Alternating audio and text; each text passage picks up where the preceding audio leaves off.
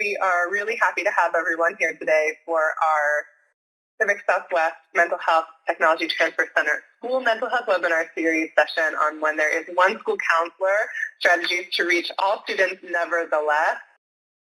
We might think you either literally only have one school counselor or you feel like you are the only school counselor. Regardless, we are here today to learn with our colleagues in Nevada around how to build systems and cultures and structures of support. We're going to move ahead. As I mentioned earlier, my name is Leora. I'm the school mental health lead for our region, although we are supporting many of our colleagues who serve beyond our region. We particularly support the U.S. jurisdicted Pacific Islands, Hawaii, California, Nevada, and Arizona, and California, I hope that I mentioned, here in California. So we're the Pacific Southwest MHTTC, and as you can see, there are fellow regional MHTTCs that might serve your region, and there are also two national MHTTCs, one that specifically serves the Hispanic Latino TA Center, and the other focusing on Native and American Indian mental health, and all of us work together to support the mental health workforce, particularly those of us together to support the school mental health workforce. So we are a no-cost technical assistance center funded by SAMHSA, the Substance Abuse and Mental Health Administration, to think about how to best support you all in adopting evidence-based practices, in really feeling supported in your support for those that you serve. And we will be providing our contact information at the end of the presentation. But some of the ways that we provide this no-cost TA is through newsletters, which I really hope that you sign up for, or you did sign up, and that's how you heard about us. Through coaching, we provide regional trainings, which we'll talk a little bit about at the end, consultation, online courses, and like we are gathered here today for webinars. This is the fifth in our school mental health webinar series of this year, and it's a really, really rich one. So we're so excited that you joined us today. I'm going to briefly introduce Shauna and Susan, who will wave when we're going over who they are. And then I'm going to go over the objectives and agenda and then quickly hand it off to them. Before I introduce Shauna and Susan, you can see them on your screen if you're online with us. I just want to say that it is a really unique ability to be reflected in this practice. Reflective leadership is a practice that is hard. It takes vulnerability, it takes intention, and it actually involves a lot of time. And particularly Shauna and Susan, in the time that I've known them both close and afar, are two educational school mental health leaders who embody reflective practice and courageous transformational leadership.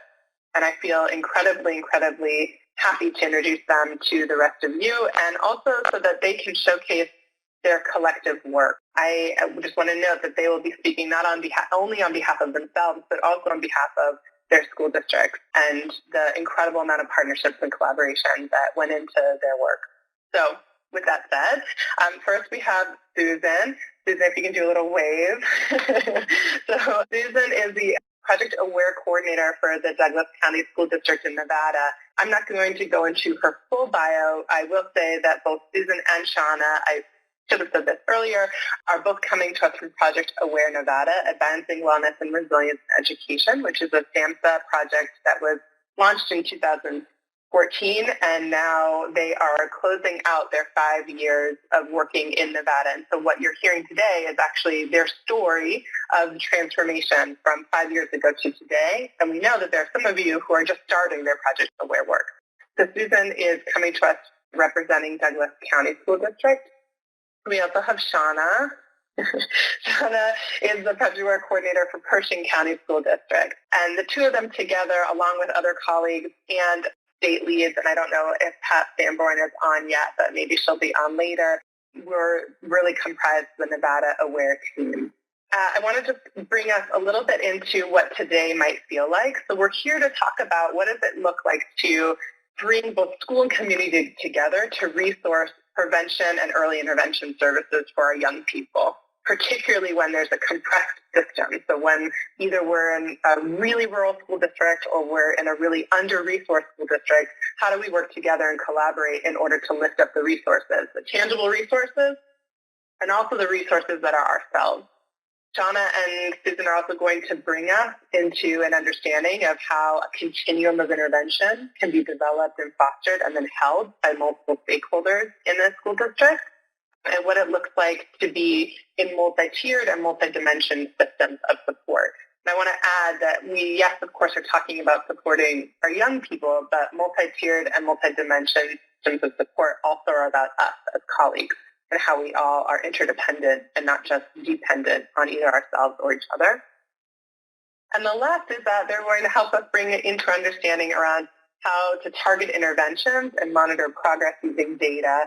And this is a practice that we all may have heard very frequently. They're going to bring it to real life and what it looks like and why that practice is so essential, especially to build out systems of support for our young people in the schools that we serve. So how they're going to do that, we're going to hear a little bit about Pershing County so we can get a general understanding of really the Project Aware journey, then into Douglas. And I'm going to ask folks to also mute yourselves if you are not muted. And after that, we're actually going to flip. We're first going to go into best practices. Well, we're going to do a combo. We're going to dive into the challenges to support students and staff in rural communities and also in understaffed schools, and also do some deep discovering around best practices that both Shauna and Susan have learned in their school district transformation.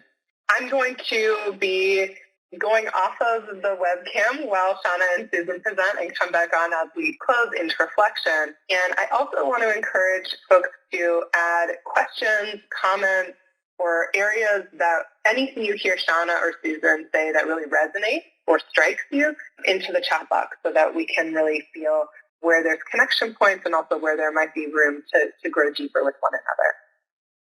So with that said, I'm going to hand the proverbial baton off to Pershing County. Thank you, Leora, and thank you all for joining us today. To help set the stage for the topic of the webinar, it's important that I take a minute to describe the school district that I am truly blessed to be a part of. Pershing County School District is located in Lovelock, Nevada. We are a tiny rural community located 90 miles east of Reno. To really put it into perspective, we are 50 miles from the closest Walmart. Our economy is based on mining and agriculture, with both of those economic bases ebbing and flowing with the availability of natural resources. We have seen a shift in our demographics in the past 10 years, and we are now serving a school population that is 55% free and reduced lunch, and 16% of our students qualify to be educated under an IEP plan. Many people assume that because we have a rural lifestyle that we may not see the mental health problems that larger communities see, but that is certainly not the case, as our data indicates that 20% of our students are experiencing a mental health concern that certainly falls into line with the national trend. As you can see on the slide, we have 2 school counselors who are responsible for the 4 schools within our district, including the remote one-room schoolhouse that is a 40-minute drive from Lovelock. However, despite our limited resources, the school district is rich in tradition and pride, and the school district is viewed as the center of the community. Prior to being awarded the Project Aware grant in 2015, our 2 school counselors found themselves with so many responsibilities that there was not always time to provide counseling to students, let alone have a process in place for early identification and intervention for mental health and behavioral concerns. In fact, our elementary school counselor was viewed as a specials teacher and taught character lessons in a classroom setting so the teachers could have prep time. So she had very, very little time for individual counseling. You can see on the slide how many responsibilities our school counselors had prior to 2015. Often our school counselors felt, a bit frazzled and frustrated because of the lack of time and resources to assist students struggling with mental health concerns. In a small school district, our counselors wear many, many hats. Often, our 2 school counselors felt like the man on the slide. So much to do with not enough time to do it. Because of the lack of counseling resources in both the school and the community, and a rising need for mental and behavioral health support, the superintendent of schools was actively seeking avenues to provide additional support for the school district. So with the addition of Project Aware in 2015, our district began increasing support for students, and we started to revamp the role of the school counselor and started the journey of systemic change within the counseling department and the goal of providing effective services to students and stamping out the ineffectiveness. The biggest change that occurred with the resources provided by Project Aware was developing a system and utilizing a team for mental health concerns. The traditional approach of a counselor seeing students and mental health being the sole responsibility of a counselor simply was not working. So rather than using the traditional approach to counseling in a school, Project Aware started paving the way in building an interconnected, multi-tiered system of support that relies on teams, selecting interventions based on data, all parties contributing to an intervention plan, and using fidelity and outcome data to determine effectiveness. In our school district, the multi-tiered system of support team consists of school principals, the school nurse, the youth resource officer, the school psychologist, the juvenile probation officers, the school counselors, the AWARE team, and of course, teachers and parents on an individual basis. And good news, you don't need to reinvent the wheel. The interconnected systems framework that guides a school how to weave school mental health within a multi-tiered system of support is available at your fingertips. Just Google Advancing Education Effectiveness by Barrett, Eber, and Wiest, and you will find a free download.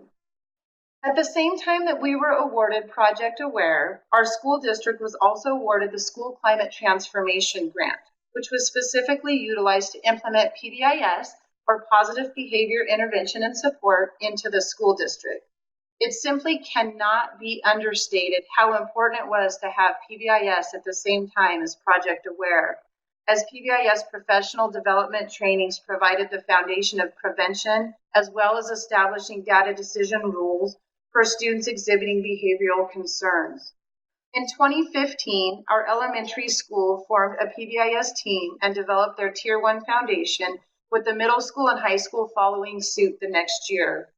What really fused the work of the two grants together was having the AWARE team and the PBIS team attend an interconnected school framework training that was hosted by the Project Aware TA Center.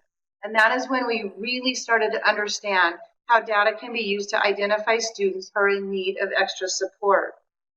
Another turning point for our district was that all staff members were trained in youth mental health first aid, which brought a heightened awareness of recognizing signs and symptoms of mental illness.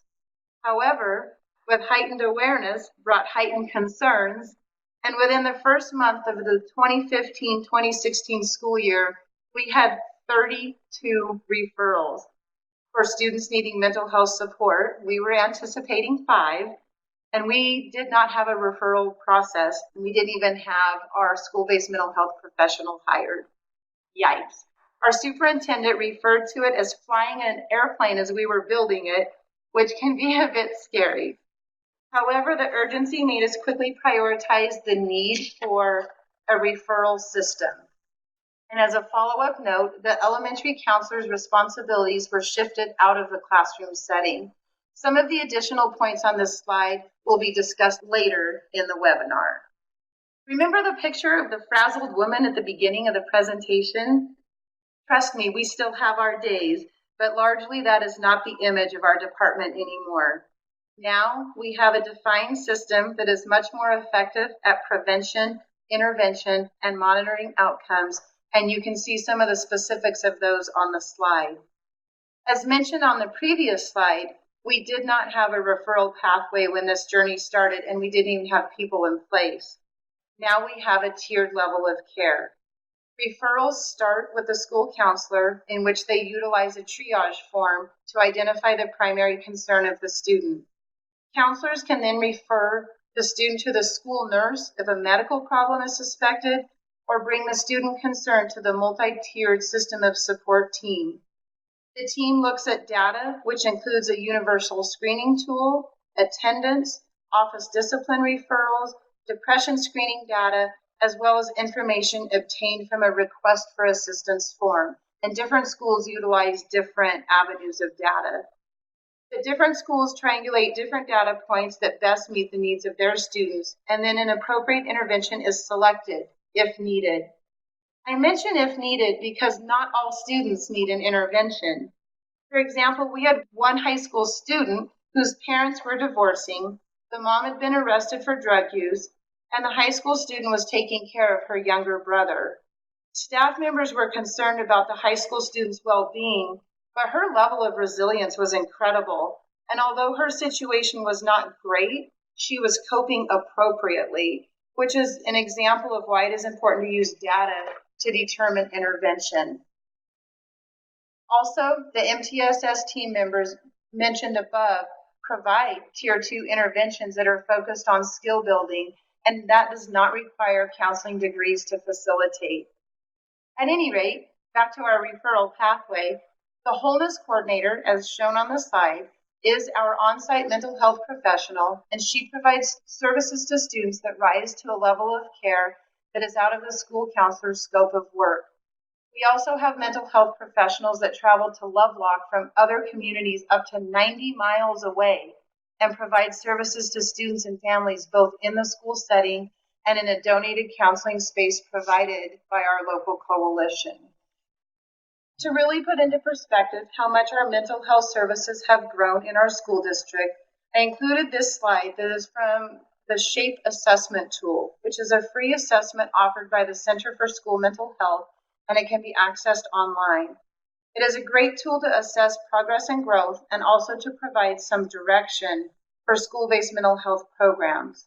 The assessment shown from March of 2017 assesses the previous school year, which was the first full year of our grant. So you can see in 1 year's time how much growth our school district made. Hello, good afternoon to everybody. Thank you, Shauna. I'm happy to be able to speak about Douglas County's journey when implementing a multi-tiered system of support. Just to give a little bit of context, geographically, Douglas County lies roughly between the California border and Carson City, and many of our residents may not have access to services that might be available an hour or two away in Carson City or Reno. There's also a lot of disparity in our county as we include parts of Lake Tahoe, as well as people living in more in the rural areas with no access to running water or electricity. School boundaries currently coincide with county boundaries, and that creates some interesting funding issues in our state. The school district currently has an enrollment of about 5,800 students, and that's close to 1% of the state's total enrollment. Recent legislation that changed the definition of bullying and what is required of school officials in a suspected or reported case of bullying has impacted what counselors are doing. And also use of controlled substances, and that's primarily vaping at this point, is a rising concern, as well as possession of weapons on our campuses. To set the stage regarding some of the statewide and local concerns, Nevada has consistently ranked at or near the bottom of numerous mental health and education ratings for several years now. According to the Kids Count Data Center, Nevada has a higher than average number of students living below the federal poverty level. Coinciding with the changes in the bullying law, there has also been an increase in the numbers of bullying incidents reported. Some of the school districts, counselors' job duties include delivering guidance curriculum, individual schedule planning, 504 education plan coordinator, providing responsive services to students and their families, serving as a students in transition coordinator, and other system support duties such as planning the master schedule, acting as a testing coordinator, holding individual graduation plan conferences, and the list goes on. Our current student to school counselor ratios are over 350 to 1. Our school district is also struggling to fill 3.5 unfilled school psychologist positions, and we are concerned about moving students to more restrictive environments or using exclusionary practices such as suspension or expulsion without plans to reintegrate students. For our evolution of our multi-tiered system of support, it began when site principals and the special services director contacted the state Positive Behavior Interventions and Supports Technical Assistance Center for assistance with programming for students with challenging behaviors. We had identified that there were a higher number of students who seemed to be struggling to be successful in the general education environment, and we recognized that we did not have an effective way of supporting those students. So from our involvement with that PBIS Technical Assistance Center, our district then applied for the School Climate Transformation Grant. And we didn't receive that, but we were awarded as a sub-grantee of the state. During that same time, we also applied for Project Aware funding that worked in conjunction with the School Climate Transformation Grant to increase support for students with mental health concerns. And we did not get that the first year, but we were awarded that grant in year 2 of a 5-year grant. At that same time, the legislature created the Office of Safe and Respectful Learning Environments within the Department of Education. And the Social Work in Schools block grant was also funded, and that currently supports over 200 school mental health workers. During that same period of time, the Nevada School Climate Social Emotional Learning Survey was created and administered by the American Institute for Research. And that provided us with information about students' perceptions about their social emotional skills and the school climate as a whole. We were really fortunate that we had the integration and alignment of several state and district initiatives and the support of technical assistance centers. And then we also had a strong collaboration with our local community coalition, which is the Partnership of Community Resources, Douglas County.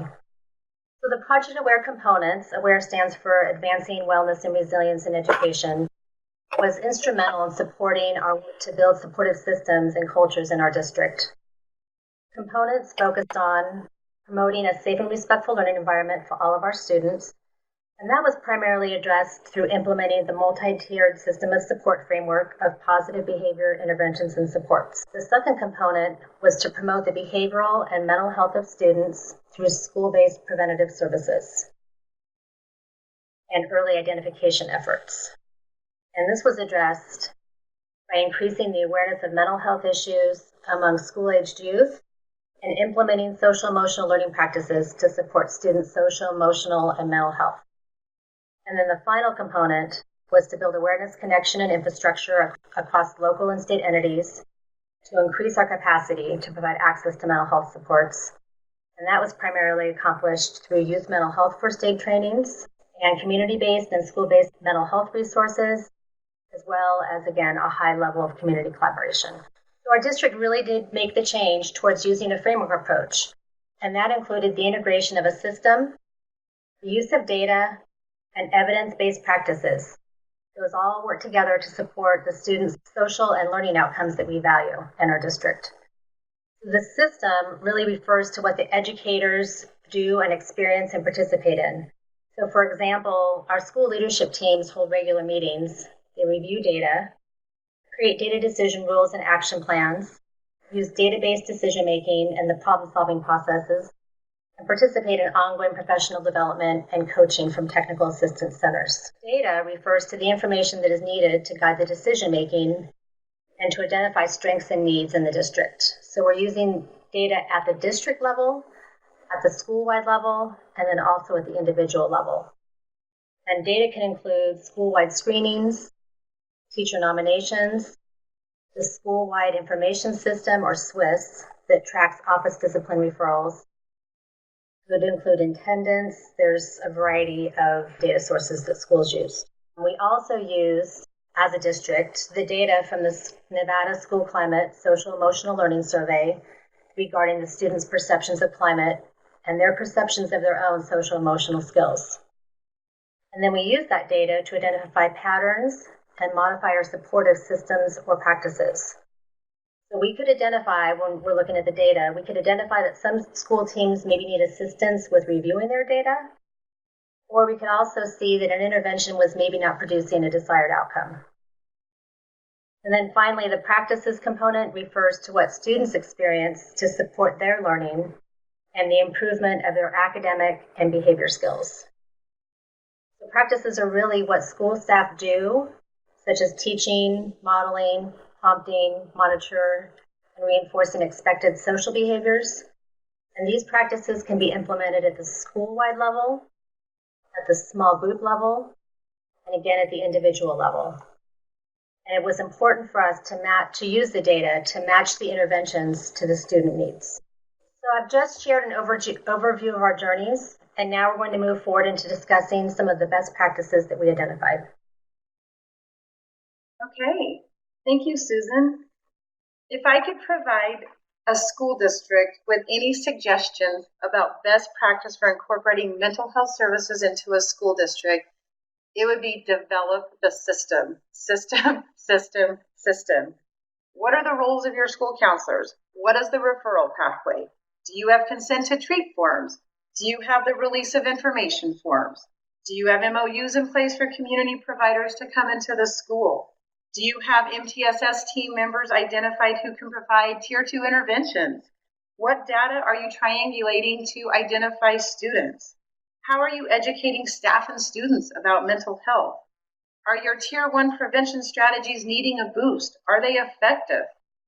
Once you have the system in place, your school district will always have to refine and modify the process, but you will be much more ready to identify students and provide appropriate interventions. You don't want to be flying the airplane as you're building it. We have gotten much better at identifying students who may have otherwise slipped through the cracks. For example, we had a student who earned great grades, never missed school, was never written up for discipline concerns. However, because of the student education through signs of suicide and the annual depression screening that we administer, through student concern and through the screening process, we were able to identify a student who was actively suicidal. Also, think about some of the externalizing behaviors that may be misunderstood. Perhaps the 7th grade boy who has been written up for being in physical altercations may actually be experiencing depression. And remember, mental health concerns are not just for students. Being able to provide support for staff members will make them more effective in their professional setting as well.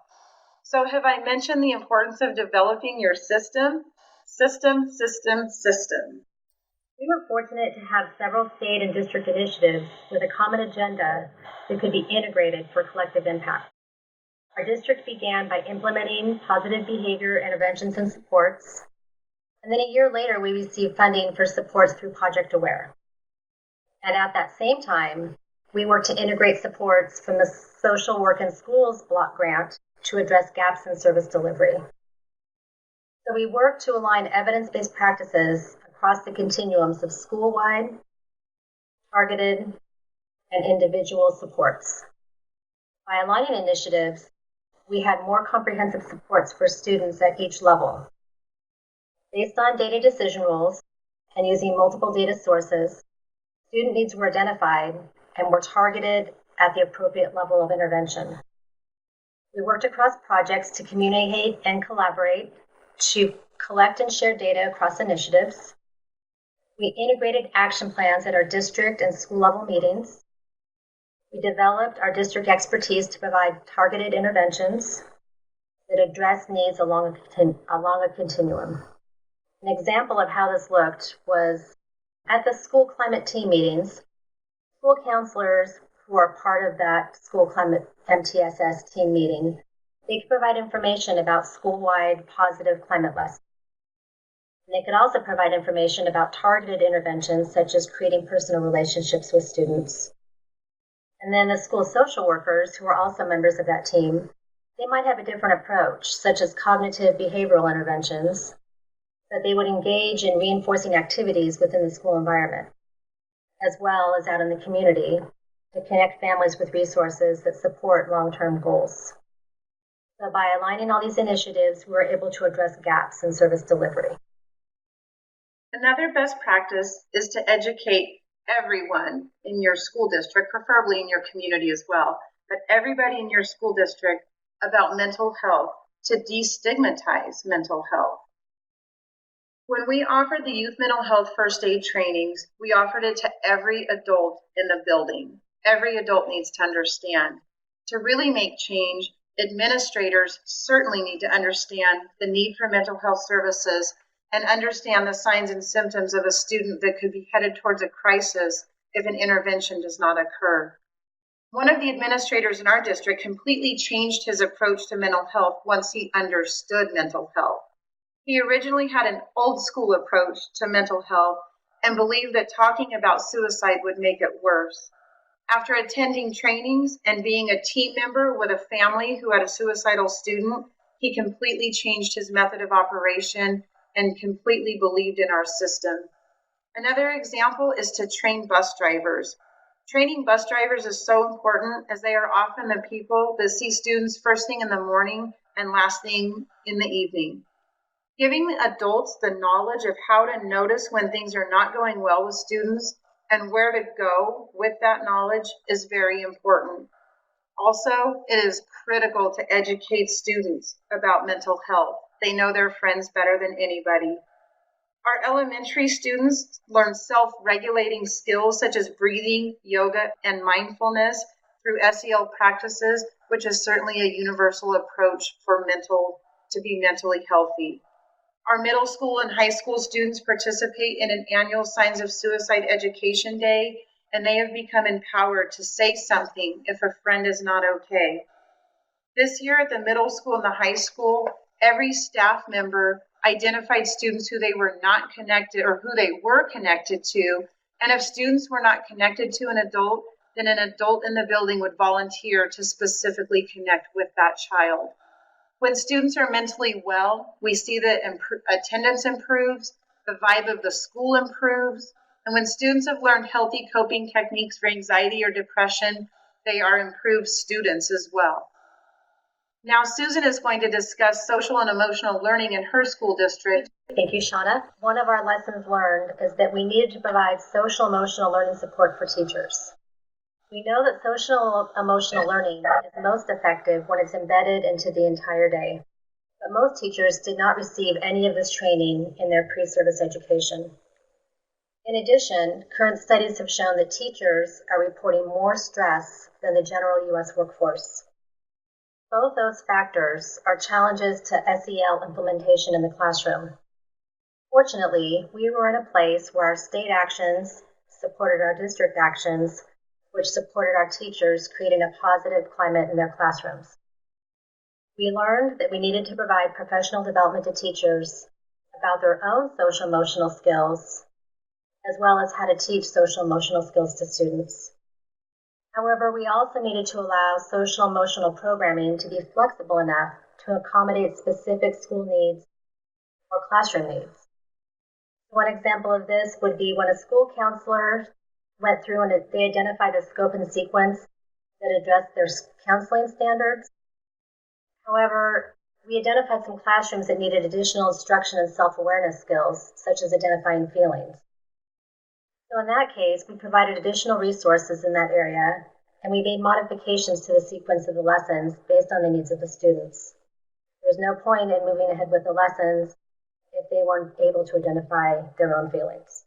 So we used data about student perception of school climate and their social emotional skills to guide selection of social emotional programs and to inform our implementation and to monitor outcomes.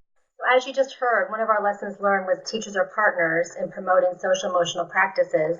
And luckily, there's a research to practice brief that's referenced above in the slide that identifies 10 teaching practices that merge academic learning with social emotional practices, and it gives examples of how to implement those practices throughout the day.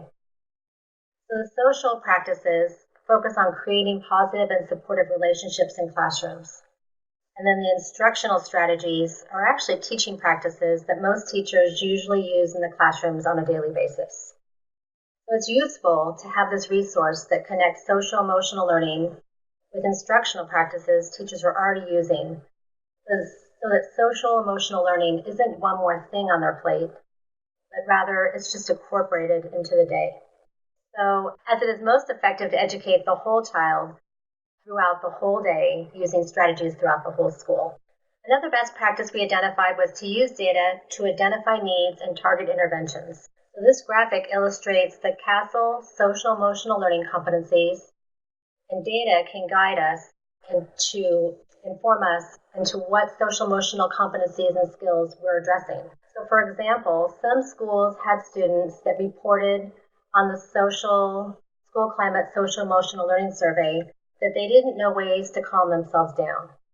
at those sites, self-regulation strategies were explicitly taught.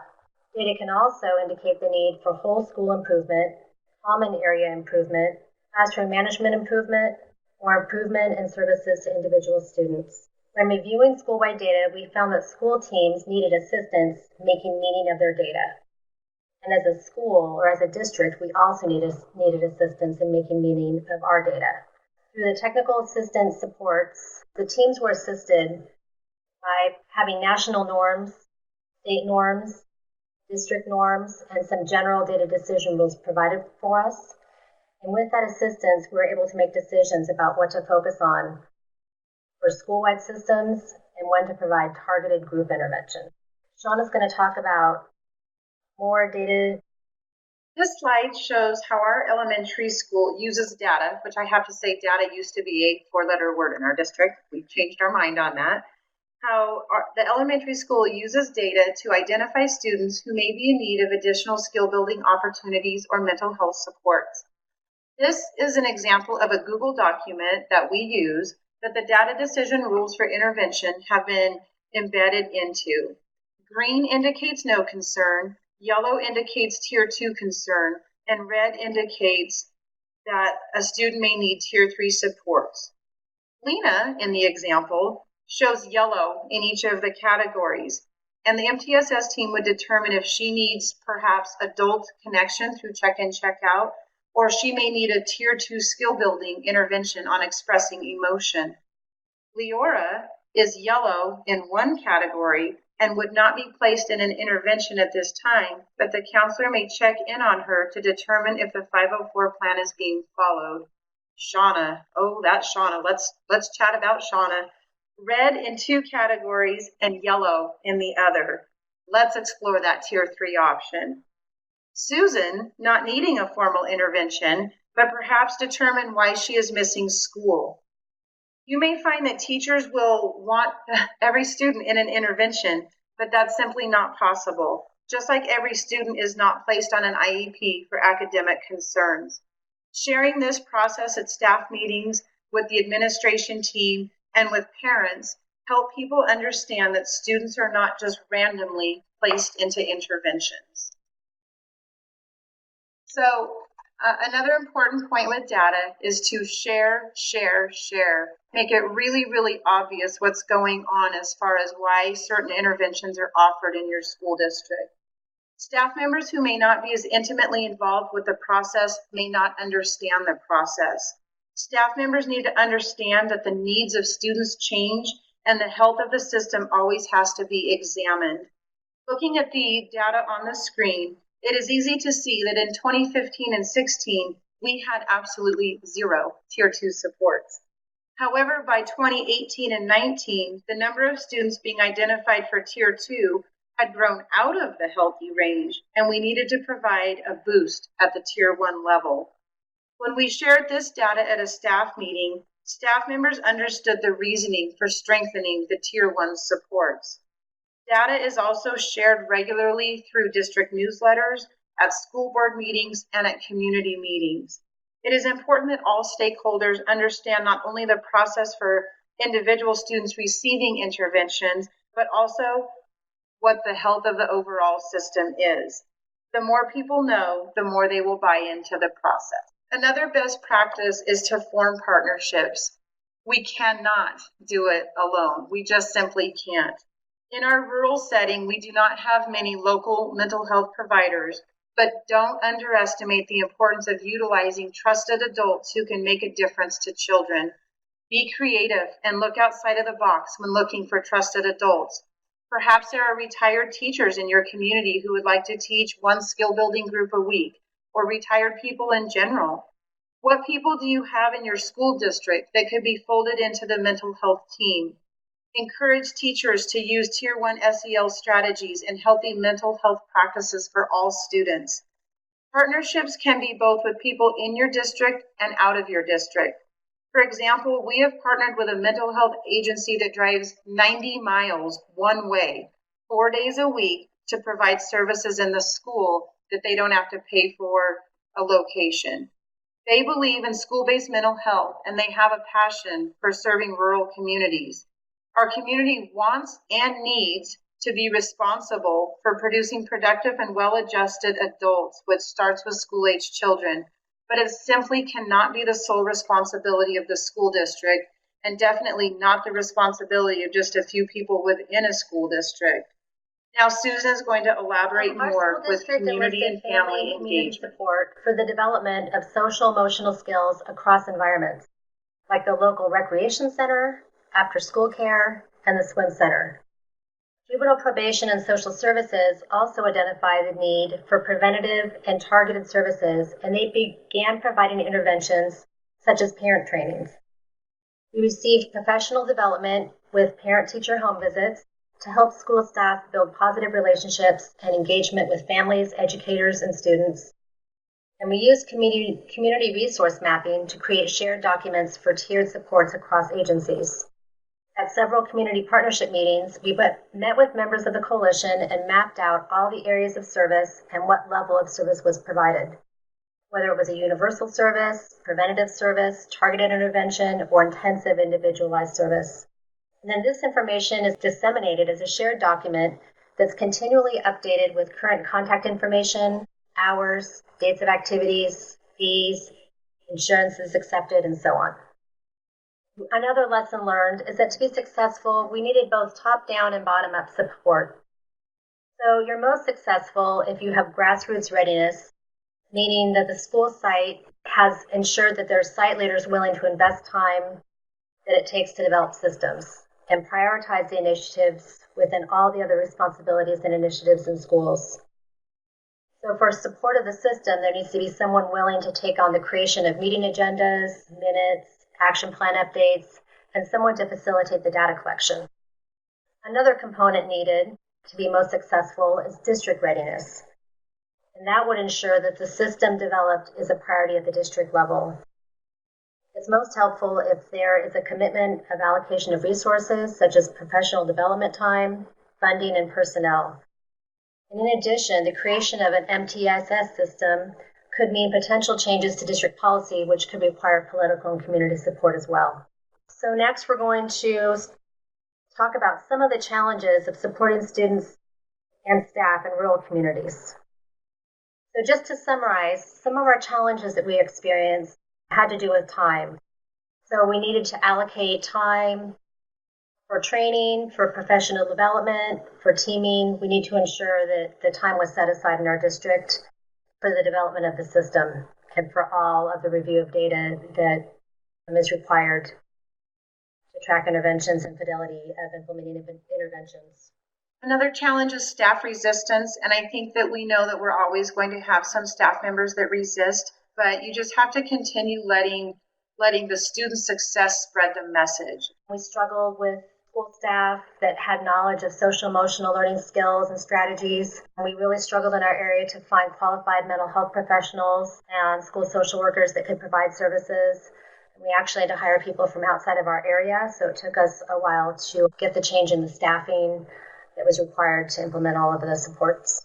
And billing is certainly a challenge. Our clinicians that travel from Reno, they cannot bill for their travel, but they do bill private insurance and Medicaid.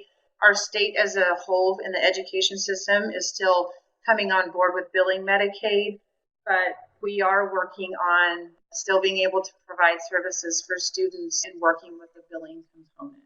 Now, I think it's important to just remember that despite the challenges, we're really proud of the work that we've done and the lives that we've changed, and it has been worth the struggle. We wish you all the best in revamping the system from one school counselor to a system of care. Leora, Yes. Would you like to bring us home?